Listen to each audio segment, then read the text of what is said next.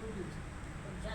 அதை மக்களும் அந்த அளவுக்கு தான் அவங்களுக்கு கொடுக்குறோம். இன்றைக்கி என் மக்கள் நிறையா பேர் வந்து இது தேடாதுமாமா அவங்களா சரியாக கொடுத்து அவங்க நிறையா பேரை காப்பாற்றுறத நான் கேள்வி பண்ணல.